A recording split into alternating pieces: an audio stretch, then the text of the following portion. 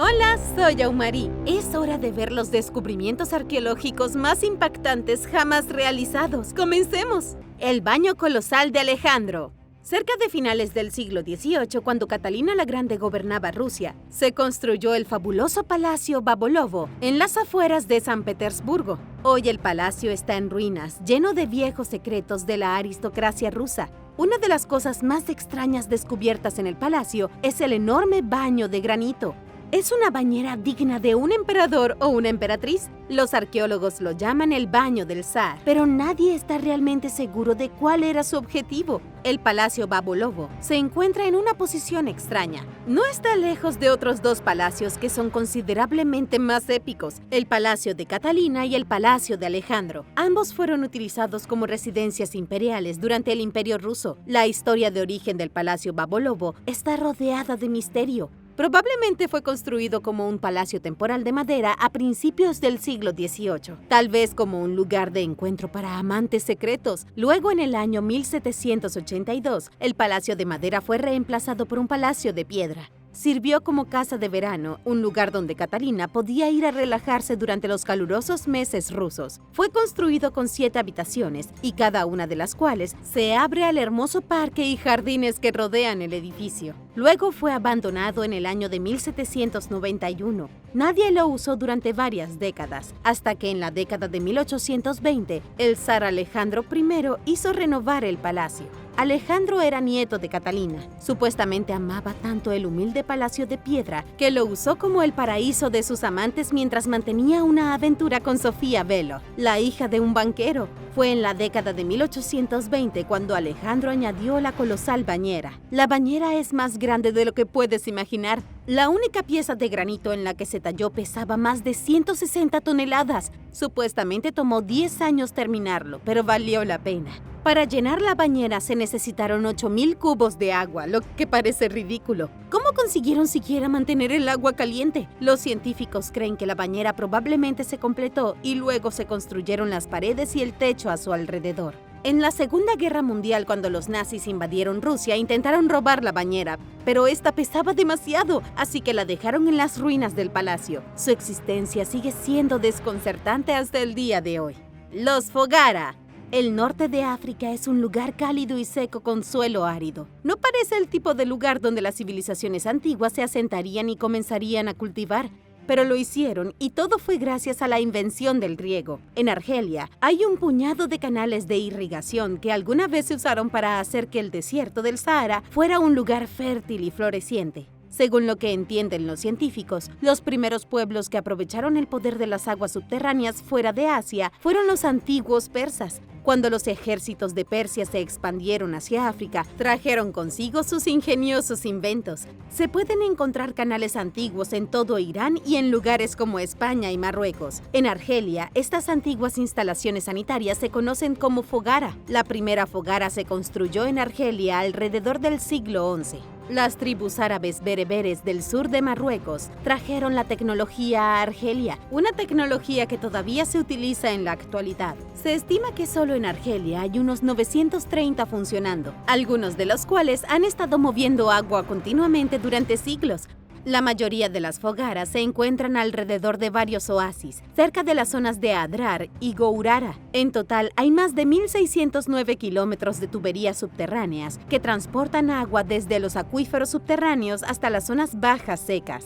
La forma en que funcionan estas antiguas maravillas es realmente sencilla. El agua es conducida a un lugar en concreto a través de una serie de tuberías inclinadas. Se puede distinguir el final de la fogara por su castria, en forma de peine, donde el agua burbujea hacia la superficie y se divide en varios canalones y zanjas. Luego el agua fluye hacia donde necesita estar. Muchas de las antiguas fogaras han sido destruidas, abandonadas o sustituidas por modernas bombas de agua, pero hay muchas que todavía siguen activas. Después de casi 1000 años, algunas personas en los oasis de Argelia todavía dependen de esta antigua tecnología. Genghis Khan y la peste negra.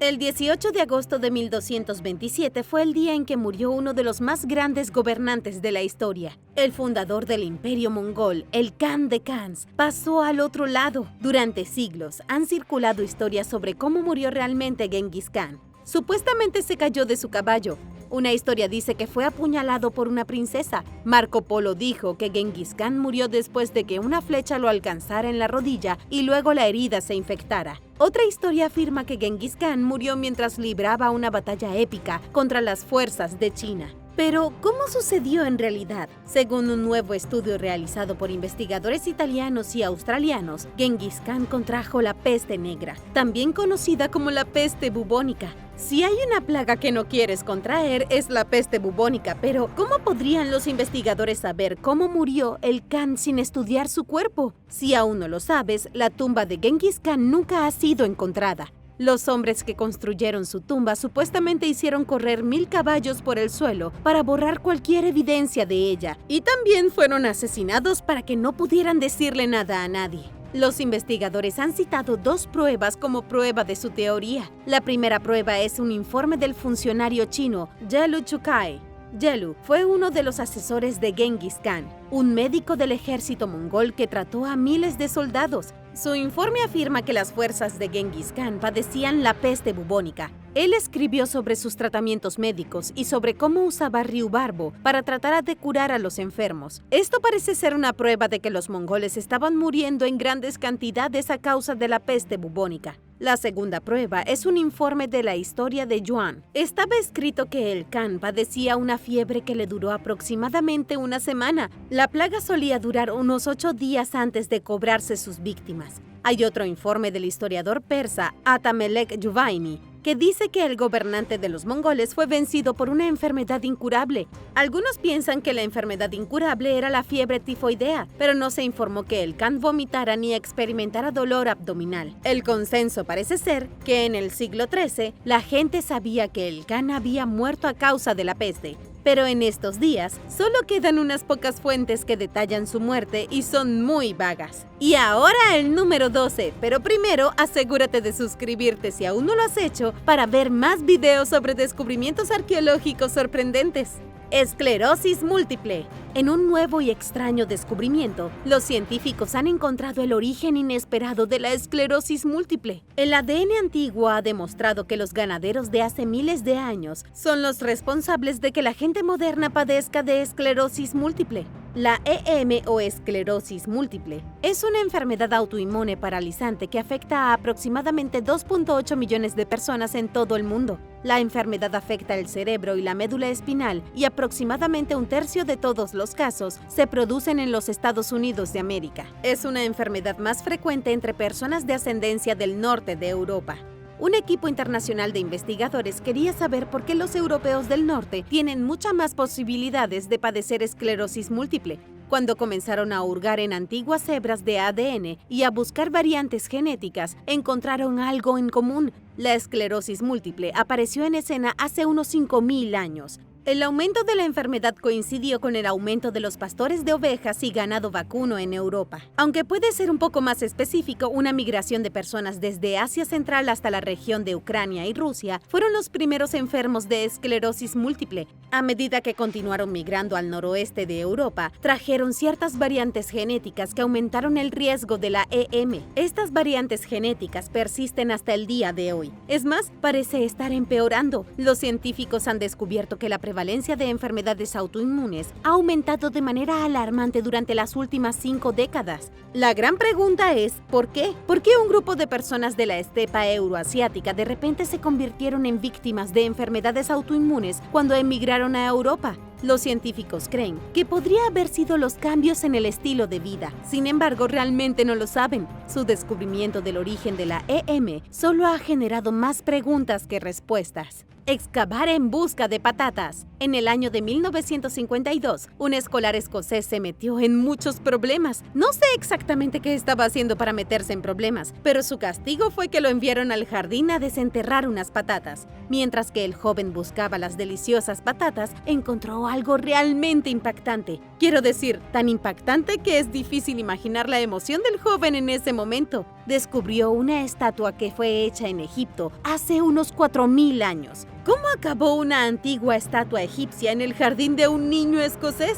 14 años después del descubrimiento, hubo otro descubrimiento y luego, varios años después, en el año de 1984, un grupo de cazadores de tesoros con un detector de metales encontró otro objeto. Hasta el día de hoy, se han desenterrado 18 piezas del tesoro en el lugar histórico de Fife, conocido como Millvale House. Es un misterio asombroso porque los científicos aún no saben cómo llegaron allí los tesoros. ¿Fueron traídos por una expedición egipcia a Escocia? Es un concepto interesante, pero probablemente no exacto. Una respuesta más realista a la pregunta es que Alexander Lacy Melville viajó a Egipto en el año de 1856 y regresó a Escocia con las reliquias que había conseguido. Y un año después de su regreso a Escocia, murió. Es muy probable que en el caos que siguió a su muerte, las reliquias fueran olvidadas. Luego, cuando se demolió la dependencia original, las reliquias se perdieron entre los escombros y finalmente fueron enterradas por la tierra acumulada.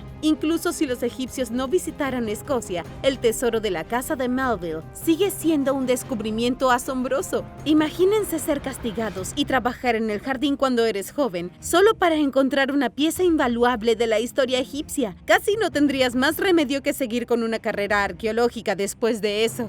El barco de Keops. Fueron necesarios muchos años de trabajo, pero en el año 2021, los científicos anunciaron que finalmente habían completado la exhumación de todos los artefactos del segundo barco de Keops descubierto enterrado junto a la Gran Pirámide de Giza. El barco es uno de los artefactos más notables del mundo. Si nunca antes has oído hablar de los barcos Keops, déjame explicártelo. Eran antiguos barcos de madera enterrados en pozos profundos junto a la pirámide épica del faraón Keops. Los arqueólogos creen que fueron utilizados como parte del ritual funerario tras la muerte del faraón. En cuanto a su propósito, los barcos probablemente fueron diseñados para ayudar a Keops a alcanzar su recompensa eterna en el más allá. Los egipcios creen que Keops podría viajar en sus barcos de madera hasta su versión en el cielo. El descubrimiento de los barcos no es nuevo. En el año de 1954, el ingeniero Kamal El-Malak descubrió 2 pozos junto a la pirámide. Estos barcos habían permanecido ocultos al ojo humano durante casi 5.000 años. Los barcos todavía se consideran uno de los descubrimientos más importantes del siglo XX. Uno de los barcos era significativamente más grande. El barco principal tiene unos asombrosos 44 metros de largo y casi 6 metros de ancho. Los arqueólogos lo consideran una obra maestra de la artesanía antigua. Es uno de los barcos más grandes y antiguos jamás encontrados desde la antigüedad. Este era un barco impresionante construido miles de años antes de que los vikingos comenzaran a navegar hacia tierras lejanas. Para hacerlo aún más notable, los egipcios no usaron ni un solo clavo para construirlos. Emplearon un sistema de cuerdas y técnicas inteligentes. Aunque los barcos fueron encontrados hace más de 50 años, no fue hasta hace poco que los expertos arqueólogos pudieron excavar adecuadamente el foso del segundo barco. Descubrieron 1.700 piezas de madera junto con montones de ganchos de metal. Encontrar ganchos de metal fue particularmente emocionante porque demuestra que los antiguos egipcios tenían tecnología sofisticada. Según el Ministerio de Antigüedades egipcio, este es el ejemplo más antiguo conocido de un barco egipcio construido con piezas de metal.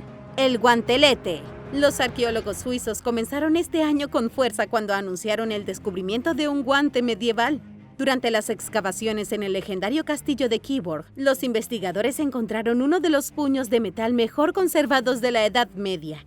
El castillo Kiborg es una de las fortalezas medievales más impresionantes e imponentes de Suiza. Los arqueólogos estaban excavando junto al castillo cuando encontraron un sótano para tejer. Este era un lugar donde se tejían telas desde el siglo XIV, hasta que fue quemado en un incendio. Los investigadores también encontraron rastros de una fragua y algunos restos de metal. Descubrieron cosas como martillos y pinzas y otros instrumentos utilizados en la creación de armamento medieval. Luego encontraron el guantelete completamente conservado. ¡Esto es increíble! Era un guante de metal que se llevaba en la mano derecha, con pequeñas placas de hierro unidas mediante remaches. Los remaches de metal se fijaron a una base de cuero que se cosieron sobre la tela. Según el comunicado de prensa, este podría ser el guante intacto más antiguo jamás encontrado. Incluso en los mejores museos europeos, no hay un guante tan antiguo ni excelentemente conservado como este. ¿Crees que podrías andar por ahí luciendo un único guantelete de metal como un Michael Jackson medieval?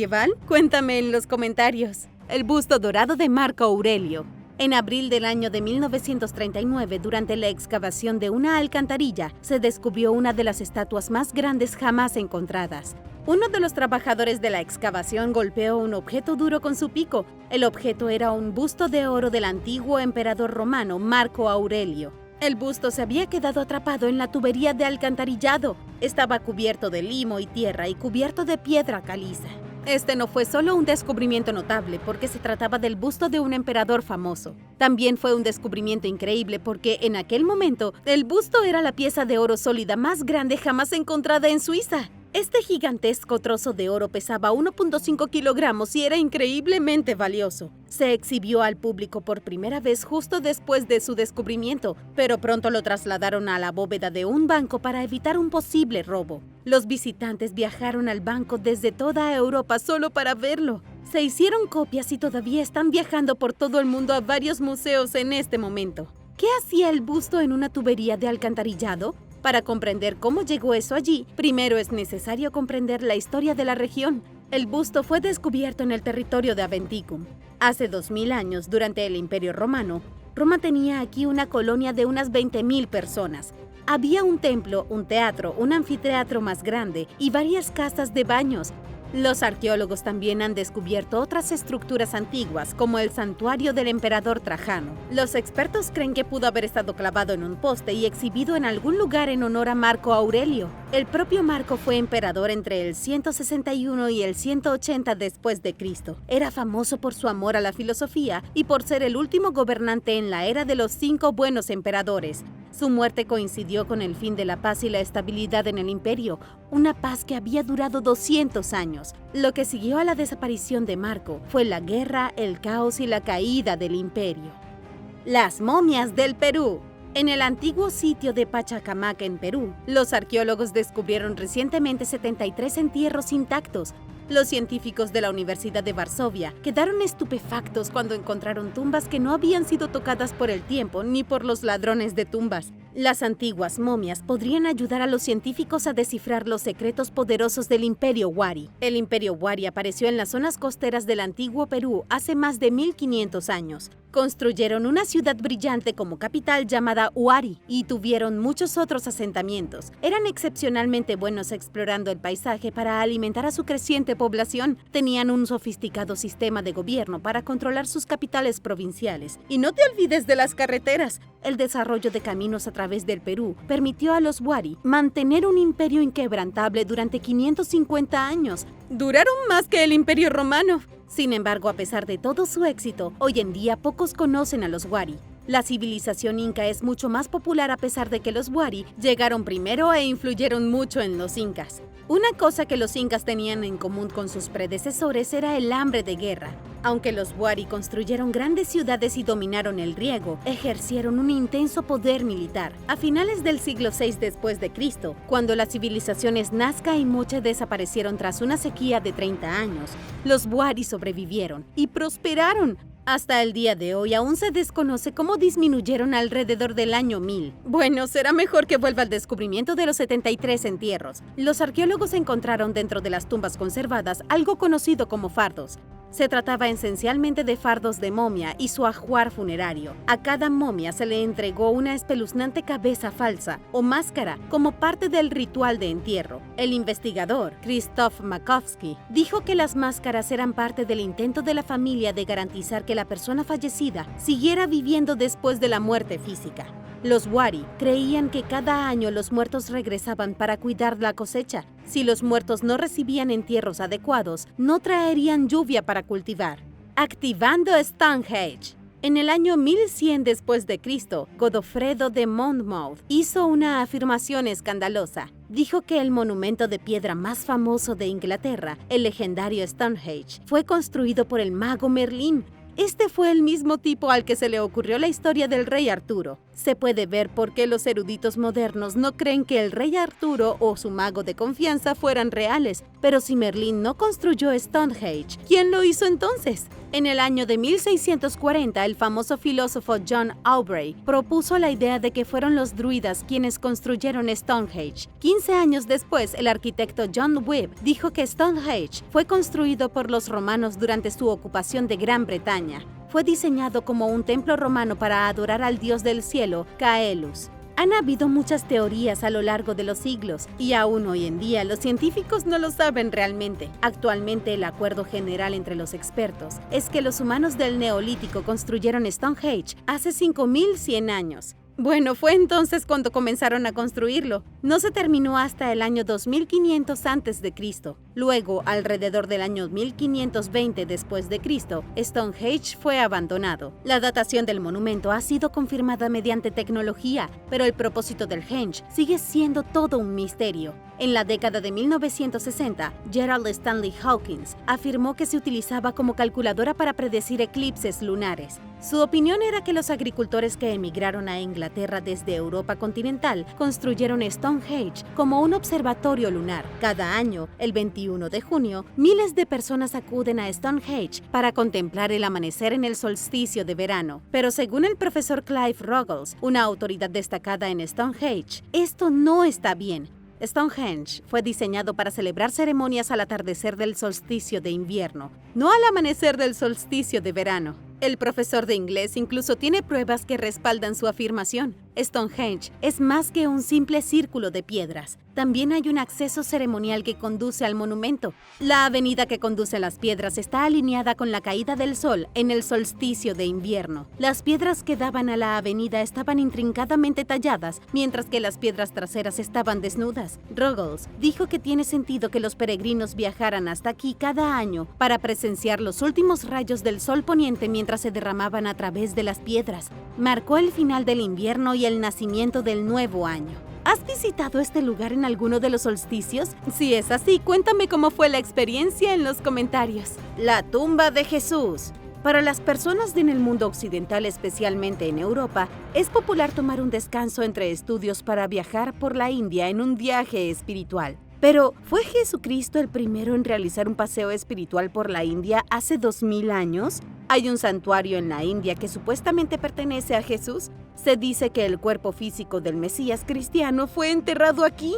El santuario de Rosabal se puede encontrar en Cachemira y, déjame decirte, está lleno de controversia. En el antiguo idioma persa, Rosa significa santo y en el idioma cachemir, Baal significa santuario. Junta las palabras y obtendrás santuario santo. Algunos piensan que el santuario alberga la tumba del profeta Yusasaf. Otros piensan que es la tumba de Jesús. Pero, ¿quién tiene la razón? El santuario no fue un lugar particularmente importante hasta el año de 1899. Fue entonces cuando el excéntrico fundador del movimiento, Ahmadiyya, afirmó que Rosabal era el lugar de descanso final de Jesús. Mirza Ghulam Ahmad afirmó que Jesús sobrevivió a la crucifixión en Israel y huyó al subcontinente indio. Allí encontró paz y tranquilidad en el valle de Cachemira. Jesús vivió una vida larga y saludable y falleció a la edad de 120 años. Esta historia es básicamente una herejía para los cristianos. La Santa Biblia enseña que Jesús fue crucificado a la edad de 33 años y enterrado en un jardín a las afueras de Jerusalén. El Corán dice lo mismo. Ambos libros sagrados afirman que al tercer día después de su muerte Jesús ascendió al cielo. Entonces, ¿qué hizo creer a Mirza Ghulam Ahmad que Jesús huyó a la India? En el interior del santuario hay un grabado rupestre de un par de pies con heridas de crucifixión. Presumiblemente quien murió allí había sido crucificado. Mirza también creía que el profeta Yusasaf podría haber sido Jesucristo en secreto. Hay otras afirmaciones extrañas que respaldan la teoría. Por ejemplo, se cree que el pueblo de Cachemira es descendiente de una de las 12 tribus de Israel. Se establecieron en la India después de que los asirios los expulsaran de Israel alrededor del año 700 a.C. Incluso hoy en día muchas tribus de Cachemira se llaman a sí mismas Benai Israel o hijos de Israel. Pero, ¿qué pasa con la historia del santuario en sí? Seguramente hay documentos que detallan quién fue enterrado originalmente donde se encuentra el santuario, ¿cierto? El sitio se registró por primera vez en el año 112 después de Cristo, pero casi no hay información al respecto. Se cree que el santuario fue construido sobre una cueva o sobre un lugar de entierro de alguien, ya sea Jesús o un profeta. Hoy en día el santuario se alza solemnemente frente a un cementerio musulmán. ¿Quién crees que fue enterrado aquí? ¿Pudo Jesús realmente haber vivido el resto de su vida en la India? Hazme saber lo que piensas en los comentarios a continuación. La asombrosa Pompeya.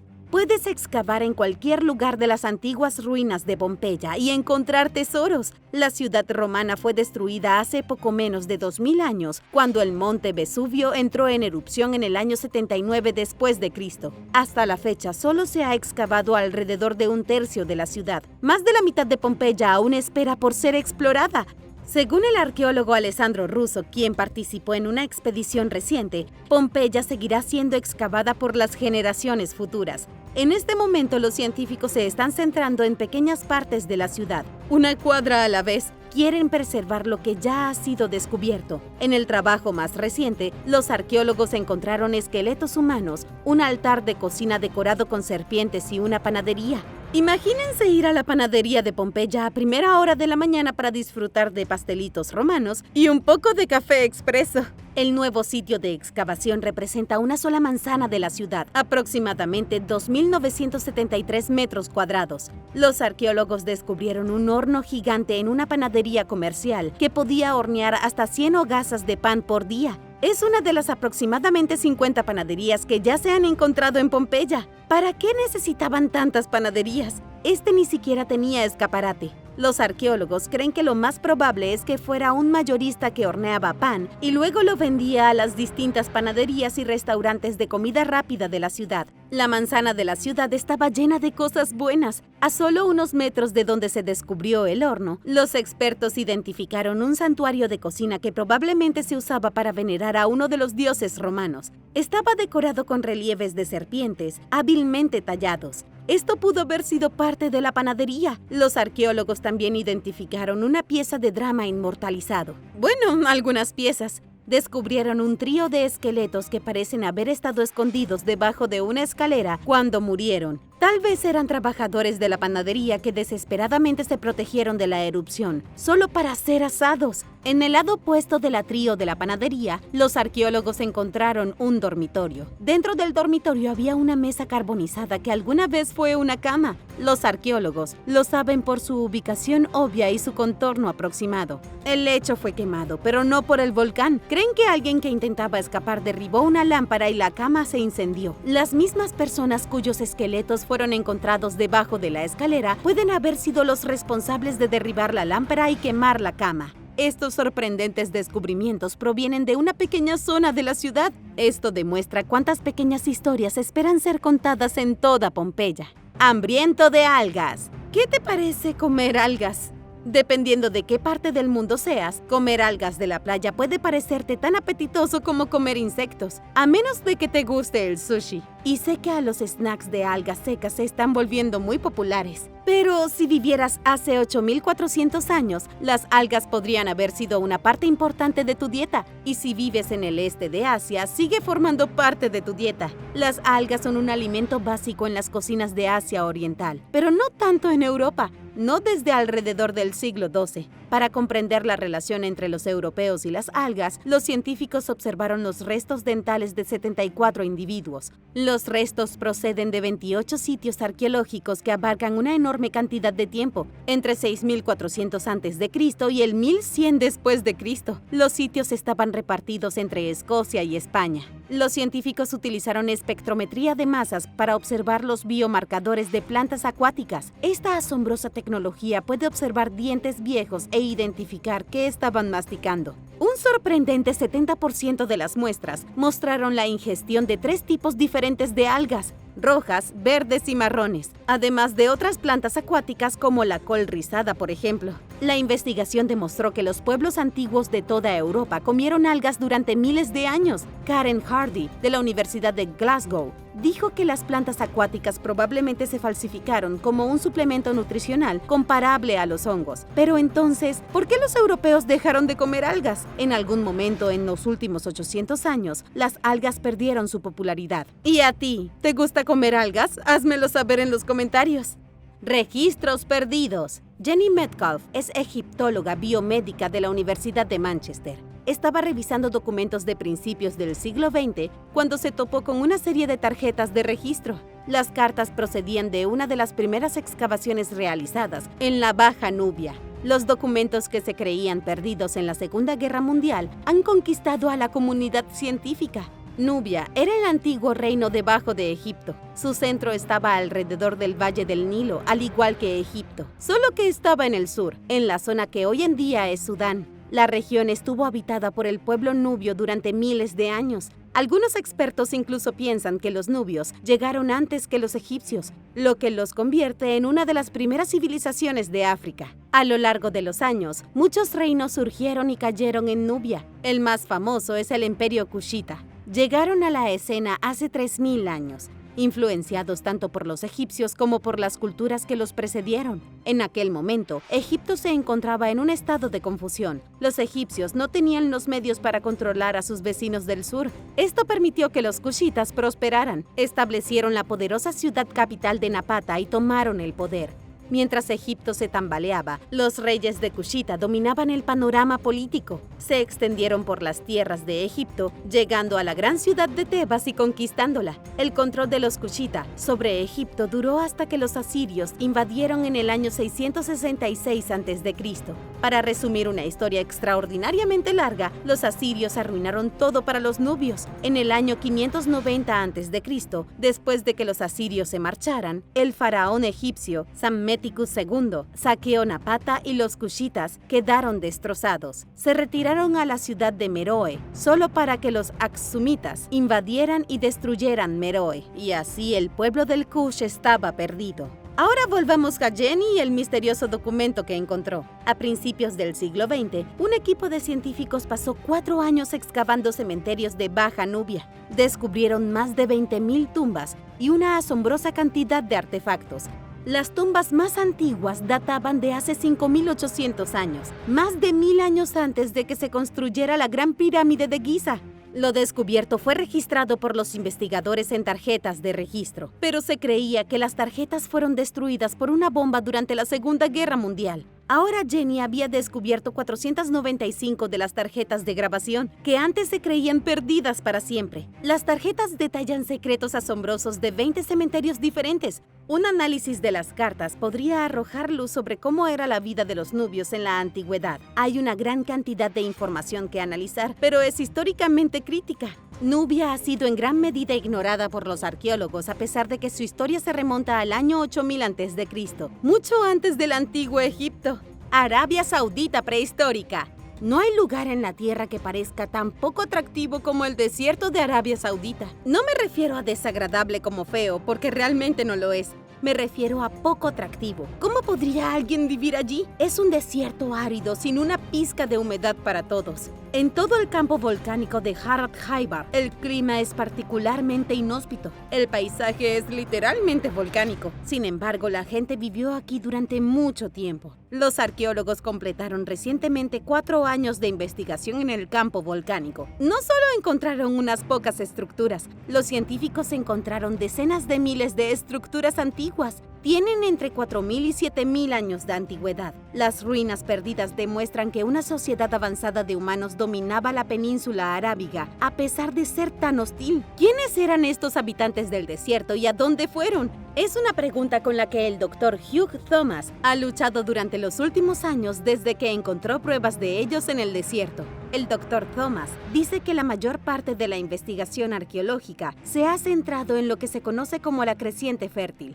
Esta es la zona de Jordania, Israel y Siria, que era mucho más hospitalaria para la vida humana.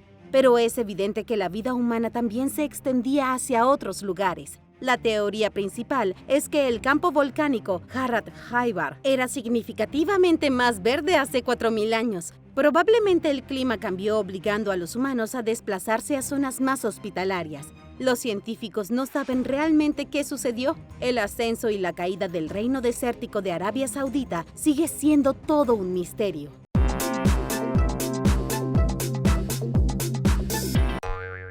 Número 10. La ciudad perdida de Colombia. La ciudad perdida de Colombia es más antigua y posiblemente más misteriosa que Machu Picchu en Perú, pero no mucha gente ha oído hablar de ella. Ciudad Perdida se esconde en lo profundo de la jungla de la Sierra Nevada. Esta es un área de montañas altas, bosques densos e historia que se remonta a miles de años. La Ciudad Perdida fue fundada originalmente por el poderoso pueblo Tairona, que gobernó la región de la costa caribeña de Colombia. Son recordados por sus maravillas arquitectónicas, conocimientos avanzados de ingeniería y elaborados objetos de oro que dejaron dejaron atrás. Los Tairona tenían el control total de la región hasta la invasión española. Si bien tanto Ciudad Perdida como Machu Picchu estaban escondidas en las montañas, Ciudad Perdida es 600 años más antigua. También es mucho más difícil de llegar y no hay trenes ni autobuses turísticos. La única forma de llegar a este extraño lugar es viajando por la costa hasta Santa Marta y luego haciendo un peligroso viaje hacia la selva. Ciudad Perdida también fue descubierta recientemente en la década de 1970, pero la ubicación es complicada. Últimamente, en 2003, un grupo de turistas fue secuestrado mientras se dirigía a esta ciudad perdida en la selva. Fueron retenidos como rehenes durante 100 días, lo que hizo que este lugar fuera difícil de alcanzar y peligroso para los exploradores. Por si alguna vez haces la caminata, te espera una gran aventura. Número 9. Un pozo de la Edad de Piedra. En la República Checa, los arqueólogos encontraron un antiguo pozo que creían que era la estructura de madera más antigua del mundo. Fue descubierto en el este de Bohemia, cerca de la pequeña ciudad de Ostrov. Mientras se encontraban construyendo una nueva carretera cerca de la ciudad, se encontraron con las vigas de madera del pozo y se llamó a los arqueólogos para que fueran a investigar. Los excavadores revelaron una pequeña caja de madera que alguna vez cubrió las paredes del pozo. No era tan grande, solo alrededor de 80 centímetros por lado, pero era una auténtica estructura de madera de la Edad de Piedra. La razón por la que es tan impactante es que proviene del período neolítico, alrededor de 5255 a.C. Esto es hace más de 7000 años, que fueron confirmados usando técnicas de datación dendrocronológica y anillos de medición en los tablones de madera. ¿Habrá estructuras de madera más antiguas en el mundo? Con toda probabilidad sí, pero la madera no sobrevive muy bien, razón por la cual la mayor parte de la evidencia arqueológica viene en forma de piedra y metal. Esta es la estructura de madera más antigua que se ha encontrado en Europa y se remonta a una época en la que la agricultura era un invento nuevo. El pozo es fundamental para mostrar exactamente cuándo llegaron los agricultores por primera vez, porque esa es la única razón por la que habrían necesitado un pozo. Hace 7000 años, alguien cavó un hoyo en el suelo, descubrió cómo sacar agua y estableció su propia granja. Por lo que sabemos, este trozo de tierra en Bohemia Oriental podría haber sido una de las primeras granjas del mundo. Número 8. La pirámide de Dinamarca. Los arqueólogos descubrieron recientemente evidencia de que la gente de la Edad de Piedra construyó un laberinto megalítico en Dinamarca. Han descubierto un gran recinto cerca de Stevens, pero no pueden averiguar exactamente cuál era el propósito. Profesionales del Museo del Sudeste de Dinamarca fueron los que descubrieron los recintos de empalizadas, una especie de valla que enmarcaba un espacio ovalado del Neolítico. Pernil Roth Sloth, líder de la excavación, dijo que fue abrumador cuando él y su equipo se dieron cuenta de que estaban parados en el centro de algo enorme. Al tratar de averiguar a qué se enfrentaban, los investigadores observaron los pocos restos de vallas que quedaban. Verás, la cerca se construyó en 5 filas que se extendían hacia afuera, pero las aberturas en cada fila de cercas están desplazadas y el diseño probablemente fue a propósito. En otras palabras, no se podía simplemente caminar derecho a través de cada fila de cerca. Habrías entrado en uno y luego tendrías que girar a la izquierda o a la derecha y encontrar la siguiente entrada en la segunda capa. Esto suena como un laberinto si me preguntas, y los investigadores también están de acuerdo. Podría ser que no hubiera nada aquí excepto un laberinto muy primitivo construido hace miles de años con un propósito desconocido. Aunque los investigadores creen que podría ser un laberinto, hasta ahí llega su teoría. El por qué y el cómo siguen siendo una incógnita. Número 7. Máscara antigua en Argentina. En 2005, los residentes de un pequeño pueblo argentino encontraron huesos humanos que sobresalían del suelo como las costillas rotas de un barco. Fue bastante aterrador, pero los aldeanos no pudieron evitar su curiosidad. Comenzaron a mirar a su alrededor y a tamizar la tierra, y fue entonces cuando encontraron una máscara de cobre increíble. La máscara era plana, un poco curvada por dentro y tenía orificios para los ojos, un orificio para la nariz y un orificio para la boca. También resultó tener 3000 años, lo que la convierte en uno de los objetos de metal más antiguos que se haya encontrado en América del Sur. Cuando se trata de lo más antiguo de todo, es probable que haya algo de misterio y confusión. En este caso, los investigadores dicen que la máscara podría ser evidencia de que una población misteriosa en Argentina aprendió a trabajar el metal antes que las culturas preincaicas de Perú. Aunque los humanos en Perú fabricaban cosas de oro hace 4000 años, el cobre no se usaba, al menos no hasta después de que se hiciera esta máscara argentina. Es difícil decir definitivamente que una cultura hizo una cosa primero. La metalurgia compleja nació en Perú y Argentina casi al mismo tiempo, aunque nadie puede decir qué cultura fue la primera en dominarla. En cualquier caso, la máscara sigue siendo excepcional, y para hacerlo aún más misterioso, la máscara tiene más de 1000 años que el lugar donde se encontró. Nadie sabe cómo llegó allí, quién la hizo o para qué diablos pudo haber sido utilizada. Número 6. Tatuajes antiguos. Un juego de peines muy pequeños del reino polinesio de Tonga muy bien podría ser el kit de tatuaje más antiguo del mundo. Las herramientas, diminutos peines hechos de hueso humano, estuvieron almacenadas en una instalación de acopio en la Universidad de Australia durante décadas antes de que un equipo de investigadores las sacara para una investigación. Reevaluaron los artefactos y pudieron datarlos como de 2700 años. Ahora lo que quizás no sepas es que los tatuajes se remontan al comienzo de la civilización humana. Tenemos pruebas arqueológicas de momias antiguas descubiertas en Siberia hasta Egipto que las personas se tatuaban a sí mismas. Incluso Otzi de Iceman, el famoso hombre de las cavernas congelado descubierto en los Alpes hace 5000 años, fue encontrado con docenas de tatuajes. Los habitantes de Oceanía también se tatuaban, pero debido al clima cálido y húmedo de Polinesia, la piel de nadie ha sobrevivido desde la antigüedad para que los arqueólogos vean la evidencia por sí mismos. Entonces aquí está la historia. Desde 2016, los científicos han comenzado a encontrar herramientas para tatuar. En las Islas Salomón se encontró que las herramientas de vidrio volcánico que pueden haber sido utilizadas para tatuar tenían 3000 años. Los huesos de pavo de la tumba de un nativo americano en Tennessee datan de 3600 años y se encontraron manchados de tinta. El punto es que el tatuaje ha sido importante en casi todas las culturas del planeta, y aunque los tatuajes han existido desde la Edad de Piedra, estos peines de hueso son un conjunto de herramientas complejos más antiguos jamás encontrados. Y ahora el número 5. Pero primero, si eres un suscriptor que regresa, bienvenido de nuevo. Y si eres nuevo por aquí, también asegúrate de suscribirte y hacer clic en la campanilla de notificaciones, así no te perderás los próximos videos. Número 5. El emblema del halcón. Ana Bolena se casó con el rey Enrique VIII en el año 1533, desencadenando una serie de acontecimientos que cambiaron para siempre la monarquía inglesa. El matrimonio provocó lo que hoy llamamos la Reforma Inglesa, alterando la historia del imperio. Después de que la primera esposa de Enrique, la reina Catalina de Aragón, muriera en 1536, Ana se convirtió en la reina. Un mes después tuvo su tercer aborto espontáneo, y más tarde ese año, en mayo, fue arrestada por cargos de adulterio e incesto y luego ejecutada. Ella no podía darle al rey un heredero varón, lo que probablemente hizo que la mataran, pero fue su muerte lo que resultó en que su hija se convirtiera en la reina Isabel I en 1558 y pusiera fin a la dinastía Tudor de Inglaterra. La reina Isabel I marcó la división entre Inglaterra y la Iglesia romana. Puede parecer poca cosa, pero Ana Bolena cambió la historia. Recientemente los historiadores se encontraron con uno de los emblemas de Ana Bolena, un pequeño pájaro blanco y dorado que sostiene un cetro y se posa sobre un ramo de rosas. Se descubrió debajo de una gruesa capa de mugre y pintura negra en el Palacio de Hampton Court y se vendió en una subasta por alrededor de 100 euros en 2019. Se pensó que solo era una decoración ordinaria que alguna vez estuvo en el palacio, pero luego se identificó como de la misma Ana Bolena, insignia propia del siglo XVI. Era algo que probablemente adornaba su apartamento privado. Seguramente fue retirado y tirado a la basura después de que el rey ordenara su ejecución, solo para ser encontrado más de 500 años después. Su valor real es 2700 veces más de lo que se subastó.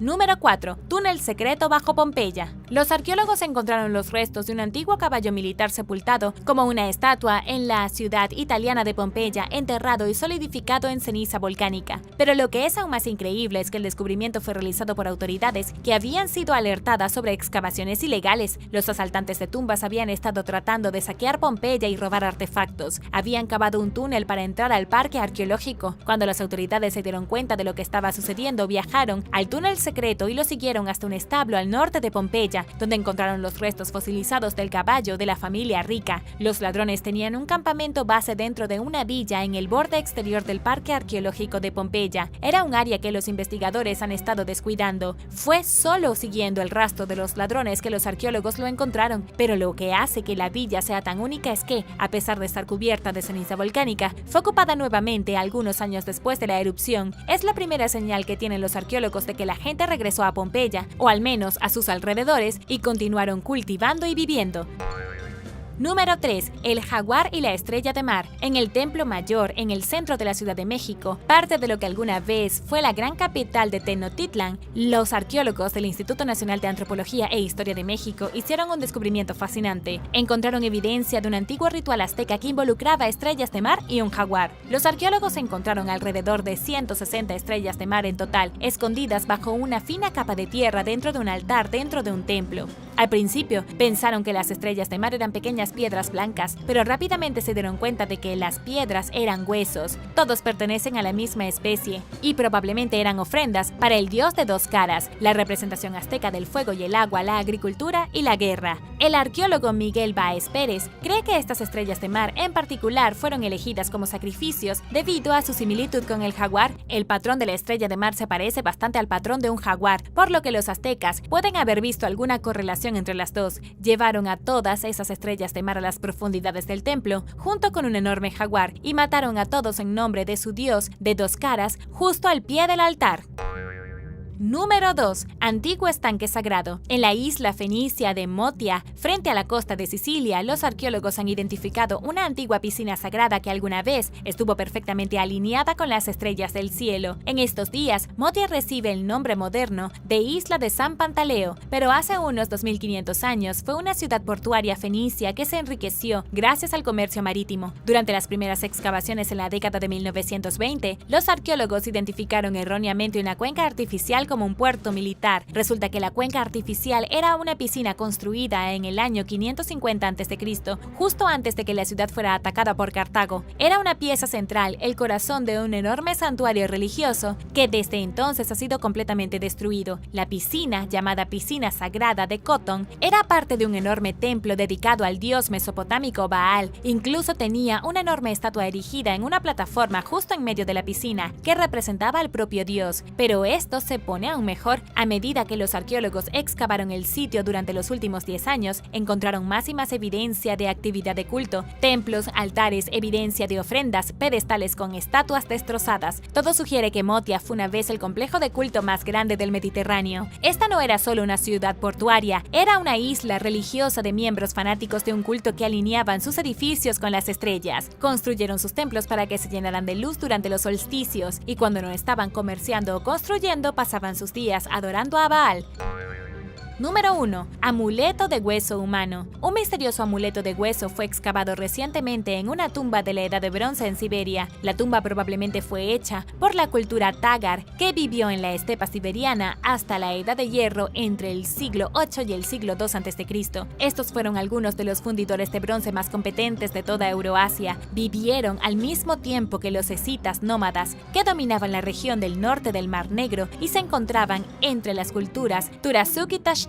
El final de la Edad de Bronce fue una época de grandes cambios en Siberia y Asia Central, cuando las culturas surgieron y decayeron tan rápido como cambiaron los vientos. Solo se han encontrado registros de unos pocos cientos de entierros Tagar. Por lo general, están llenos de esqueletos y artefactos de bronce. El amuleto de hueso es único de su tipo descubierto en una tumba Tagar. Se encontró dentro de un recinto con 4 cuerpos humanos, el cráneo de un caballo, un espejo de bronce, vasijas de cerámica, un trozo de carne al azar y los cadáveres de un ternero y una oveja. El amuleto en sí estaba hecho principalmente de bronce, con un fragmento de hueso humano en el centro. También estaba decorado con bronce tubular roscado y un colmillo de jabalí muy grande. Es el único, y nadie sabe para qué se usó. Los arqueólogos sospechan que probablemente tenía algún tipo de propósito mágico, lo que significa que la mujer enterrada con el amuleto pudo haber sido algún tipo de hechicera. Lamentablemente, los Tagar simplemente no dejaron suficiente información para que podamos reconstruir esto.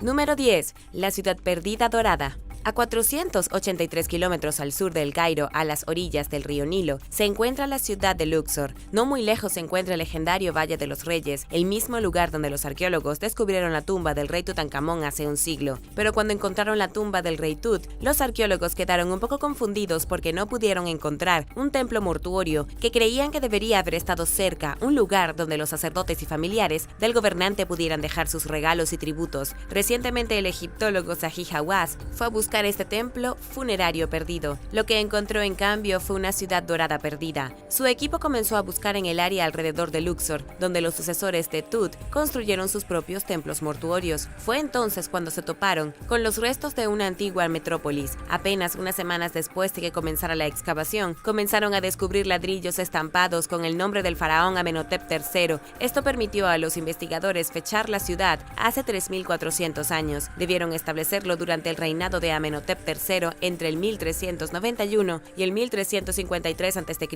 Hawaz la llamó la Ciudad Dorada porque fue fundada durante la Edad Dorada de Egipto, cuando los egipcios estaban en su mejor momento. Esta fue una época de gran prosperidad, fantástico poderío militar y relativa paz dentro del reino. Amenhotep III tenía una de las reglas más sencillas de cualquier faraón egipcio: no estuvo en guerra ni una sola vez y se sentó en el trono durante 40 años mientras la economía de Egipto crecía y crecía. Número 9. La Boca de la Verdad. La Boca de la Verdad es uno de los artefactos más extraños descubiertos en Italia, que se remonta a la época romana. Usaron la Boca de la Verdad como prueba de detección de mentiras en el siglo I después de Cristo. En lugar de conectar electrodos para vigilar los signos vitales de alguien, los invitaron a meter la mano en la Boca de la Verdad. Si una persona metía la mano entre las fauces de esta cabeza de piedra, no tenían más remedio que decir la verdad. Si mentían, se decía que la boca les arrancaría la mano con un mordisco. Fue una táctica bastante buena para asustar, especialmente porque parece que a la enorme cabeza no le importaría morder un par de manos. Pero nadie sabe de dónde vino este extraño objeto. Es un disco de piedra alto tallado con un rostro humano enojado en el centro, con ojos huecos y sin vida y una boca enorme y abierta. Parece un medallón de gran tamaño o una moneda malvada gigante. Y aunque lo usaron como detector de mentiras en la Edad Media, en procedimientos judiciales reales, algunos dicen que el propósito original de la Boca de la Verdad no era tan emocionante. Pudo haber sido la tapa de un pozo, la pieza de decoración de una fuente, la tapa de un edificio de acceso o el rostro de un dios pagano. La verdad se perdió hace siglos. Las personas que lo usaron en los juicios de la Edad Media probablemente ni siquiera sabían para qué se usaba originalmente. Número 8. El naufragio más antiguo. Los arqueólogos han descubierto lo que creen que podría ser el naufragio intacto más antiguo del mundo. Encontraron este misterioso naufragio en el fondo del Mar Negro, frente a la costa de Bulgaria. Tiene más de 18 metros de largo y probablemente estuvo, sin ser perturbado, durante 2400 años en una profundidad de más de 1829 metros. Sin embargo, a pesar de su edad, el barco está en excelentes condiciones. Su mástil, sus timones e incluso sus bancos de remos siguen completos, como si el mar nunca los hubiera estropeado. Todo el barco parece haber flotado suavemente hasta el fondo del mar y luego se quedó allí sin descomponerse. Esto solo es posible debido a los bajos niveles de oxígeno del Mar Negro en comparación con otros cuerpos de agua donde navegaban barcos antiguos como el Mediterráneo. El barco posiblemente era griego, ya que se parece bastante a los barcos pintados en los jarrones de vino griegos de hace 2000 años. El profesor John Adams de Arqueología Marítima del Mar Negro dice que un descubrimiento tan sorprendente podría cambiar nuestra comprensión de la construcción naval en el mundo antiguo. Llevarlo de vuelta a la superficie para estudiarlo será una tarea difícil, pero ahora solo ha podido quitarle pequeños pedazos para probarlo. Todavía no sabemos a quién pertenecía, ni siquiera qué estaba haciendo en el Mar Negro o cómo se hundió. Número 7. Arte infantil prehistórico. Un nuevo estudio ha revelado que el 25% del arte rupestre prehistórico de todo el mundo podría no ser más que garabatos de niños. Lo que los arqueólogos consideraban pinturas complejas de artistas adultos podrían haber sido niños jugando con pigmentos. El estudio analizó 750 plantillas de manos de toda Europa occidental, incluidos países como España y Francia. A lo largo del estudio, los investigadores observaron que al menos el 25% de todas las pinturas eran solo obras de arte infantil, realizadas por niños pequeños o incluso por bebés. Según Diego Garate, del Instituto Internacional de Investigaciones Prehistóricas de Cantabria, el objetivo del estudio era obtener una mejor visión de los motivadores detrás de la obra de arte. Esto significa que los investigadores querían saber no qué representa el arte, sino por qué se hizo en primer lugar y por quién. Saber que los niños hicieron gran parte del trabajo del arte pone patas arriba al mundo del arte rupestre prehistórico. Antes del estudio, los científicos coincidían en todo el mundo de que hombres prehistóricos eran los únicos que creaban arte en las cuevas. Ha habido una especie de estatus mítico en torno a muchas pinturas rupestres, con antropólogos diseccionándolas sin cesar, y ahora se vuelve irónico que hayan estudiado tanto para desarmar los dibujos de un grupo de niños de 5 años. Es equivalente a 10.000 años de arqueólogos estudiando la pintura de un dinosaurio en el refrigerador de un niño moderno. Número 6. La tablilla maldita. Este nuevo descubrimiento de una misteriosa tablilla maldita podría ser la clave para saber de una vez por todas quién escribió la Biblia y cuándo. La tablilla de plomo doblada contiene una maldición escrita en el interior y la descubrieron en Tierra Santa en el monte Ebal hace poco tiempo. Los científicos han fechado la tablilla alrededor del año 1200 a.C. y tiene el nombre de Yahvé, que era el nombre de Dios dado por el pueblo hebreo. Lo interesante de la tablilla es que prueba que hace más de 3200 años, cuando los israelíes israelitas entraron en Tierra Santa ya sabían leer y escribir, significa que habrían podido documentar eventos bíblicos tal como ocurrieron en tiempo real. Esta es una de las preguntas sin respuesta más misteriosas sobre la Biblia. Algunas personas afirman que la Biblia fue escrita mientras sucedían las cosas, pero los historiadores creen que fue escrita siglos después por personas que volvieron a contar versiones de los hechos. El hallazgo de esta tablilla, la primera evidencia de escritura hebrea antes del supuesto nacimiento de Cristo, significa que podrían haber escrito la Biblia mucho antes de lo que se pensaba. En cuanto a lo que está escrito en la tablilla, dice: "Has sido maldecido por el Dios Yahvé, y ciertamente morirás". Todo es muy misterioso y sus implicaciones son de largo alcance. El hecho de que hubiera una escritura hebrea hace 3200 años no significa que escribieron la Biblia como documento antiguo. Esperemos que esta aterradora maldición antigua ayude a arrojar algo de luz. Número 5. Nuevas tumbas en Saqqara. Los científicos han descubierto una nueva colección de tumbas misteriosas en Saqqara, Egipto. Encontraron aproximadamente 5 tumbas faraónicas antiguas en el sitio arqueológico y se revelaron al público en marzo de 2022. El descubrimiento es gracias a una misión arqueológica egipcia que excavaba cerca de la pirámide del rey Merengue I. Las tumbas son de hace 4000 años, cada una decorada con pinturas inmaculadamente conservadas. También descubrieron otros entierros y hallazgos arqueológicos interesantes escondidos más profundo en el cementerio. Lo bueno es que los arqueólogos han podido identificar a las personas en cada tumba. Esta primera tumba pertenecía a alguien llamado Eri, un estadista de alto rango. La siguiente tumba pertenecía a la esposa de alguien llamado Yared, y la tercera pertenecía a un sacerdote llamado Pepi Nefani. Luego tuvimos una sacerdotisa de la diosa Hathor llamada Peti y un hombre llamado Henu, que tenía varios títulos impresionantes. Uno de los títulos era el de mayordomo, el otro era el de mayordomo de la casa real, otro de alcalde y príncipe heredero y mayordomo de la huerta. No está claro qué significan exactamente esos títulos. Y ahora el número 4. Pero primero, si eres un suscriptor que regresa, bienvenido de nuevo. Y si eres nuevo por aquí, también asegúrate de suscribirte y hacer clic en la campanilla de notificaciones, así no te perderás los próximos videos. Número 4. El superterremoto. Hace 3800 años, un devastador terremoto azotó el norte de Chile y causó estragos en las poblaciones costeras. Según un nuevo estudio, el superterremoto fue tan devastador que la población costera desplazada tardó 1000 años en regresar a la costa. Solo piénsalo por un segundo. El terremoto, que probablemente tuvo una magnitud de alrededor de 9.5 grados en la escala de Richter, diezmó la costa con tanta eficacia que asustó a la gente para que no regresara a la orilla del agua durante 1000 años. Puede que no parezca mucho tiempo, pero en la historia humana es demasiado. El superterremoto generó un tsunami tan poderoso que arrojó rocas cientos de metros tierra adentro hasta Nueva Zelanda, a un océano entero del centro del terremoto. Hicieron el descubrimiento gracias a la evidencia física en el desierto de Atacama en Chile. El especialista en tsunamis James Gold, de la Universidad de Nueva Gales del Sur, dice que él y su equipo encontraron evidencia de sedimentos marinos tierra adentro, lo que solo habría sido posible a través de un terremoto o un tsunami. El terremoto fue casi definitivamente el resultado del roce de las placas tectónicas de Nazca y América del Sur. Es lo que causó el terremoto de Valdivia de 1960 en Chile, el terremoto más poderoso registrado en tiempos modernos. En cuanto a todo el asunto de la habitación humana, eso también proviene de la evidencia física. Hay restos de viviendas humanas que datan de 3800 años en la costa, pero hay una enorme brecha de un milenio completo antes de que se construyeran más asentamientos. Los investigadores creen que la población local, al menos los que sobrevivieron, difundieron historias de destrucción, entonces todos se mantuvieron alejados mientras se contaban esas historias. Número 3. Antiguo estanque sagrado. En la isla de Sicilia, los investigadores se encontraron con una antigua piscina sagrada que alguna vez estuvo bordeada por misteriosos templos y altares. El estanque sagrado reflejaba la luz de las estrellas de constelaciones específicas, creando la atmósfera perfecta para extraños rituales paganos hace más de 2500 años. Es interesante porque hasta hace poco se creía que esta piscina era un puerto artificial construido por los militares durante la época de los antiguos fenicios, pero los arqueólogos recientemente hicieron algunas excavaciones aquí y se dieron cuenta de que no tiene nada que ver con el ejército. En realidad era un santuario, siendo la piscina de la pieza central de un enorme complejo de templos y altares dedicados a diferentes deidades. Fueron los fenicios quienes construyeron la piscina en el año 550 a.C.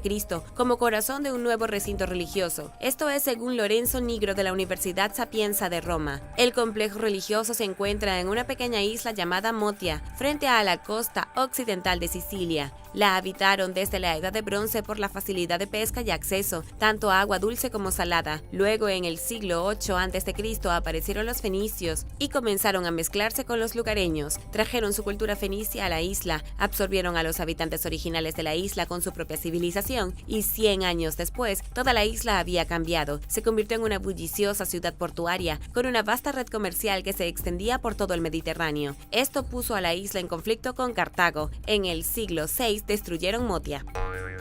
Número 2. Barco fluvial sumerio. En Irak, los arqueólogos desenterraron recientemente un antiguo barco fluvial sumerio. Lo descubrieron en 2018 en la ciudad vieja de Uruk. Para aquellos que no saben, Uruk fue la primera ciudad real del mundo. Originalmente la fundaron en el año 5000 a.C., cuando dos asentamientos más pequeños se fusionaron y se convirtió en la primera gran metrópolis. Fue el lugar de nacimiento del primer sistema de escritura y hogar del legendario dios rey Gilgamesh. Hace 5000 años, Uruk tenía una población de al menos 40.000 habitantes, lo que hizo que la ciudad fuera realmente única es que fuera de sus muros fortificados principales había comunidades de agricultores, talleres de fabricación y suburbios que se extendían hacia el interior. Pero otro hecho interesante sobre Uruk es que lo llenaron de una red de canales. Una de las formas fundamentales para moverse por la ciudad antigua era el uso de embarcaciones fluviales, y ahí es donde entra el nuevo descubrimiento. Construyeron el barco fluvial justo en la época en que Uruk declinó, alrededor del año 2000 a.C.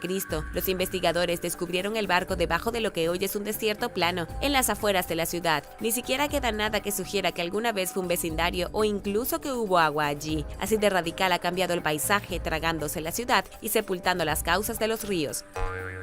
Número 1. Miami prehistórico. Durante la demolición de lo que alguna vez fue un estacionamiento en Miami, los arqueólogos encontraron artefactos prehistóricos y restos humanos antiguos. Originalmente construyeron el estacionamiento en 1972 para la aduana de los Estados Unidos, pero aparentemente nadie se había dado cuenta de que lo que estaban construyendo estaba sobre un sitio arqueológico. Casi 50 años después demolieron el estacionamiento con planes de construir 3 torres de 82 pisos de altura y un paseo marítimo, edificios de apartamentos ostentosos. Nadie había esperado encontrar artefactos nativos americanos reales y además los restos de una persona nativa americana. Y sin embargo, los arqueólogos dicen que esto no debería ser una sorpresa, debido a que el proyecto de construcción está en la desembocadura del río Miami. La gente debería esperar que haya restos antiguos en el lago, ya sea de huesos de un asentamiento o de huesos de personas enterradas. Toda el área alrededor de la desembocadura del río es una gran zona arqueológica. Deberían considerar todo el centro de Miami como una zona arqueológica según los expertos. La cultura taquesta una vez dominó el lugar, pero han demolido y construido sobre la mayor parte de su historia. Conocemos poca información sobre los restos que se encontraron, y aunque los arqueólogos han presentado una solicitud de realizar excavaciones adicionales antes de que continúe la construcción, no sabemos si aceptaron las solicitudes. Se está gastando mucho dinero en la construcción de edificios, por lo que es probable que no veamos mucho más sobre los hallazgos arqueológicos adicionales aquí en el futuro. Gracias por ver el video. ¿Crees que deberían construir apartamentos de gran altura sobre los sitios arqueológicos? Déjame saber tu opinión abajo en los comentarios. Y no olvides darle me gusta al video. Asegúrate de suscribirte antes de irte y nos vemos la próxima vez.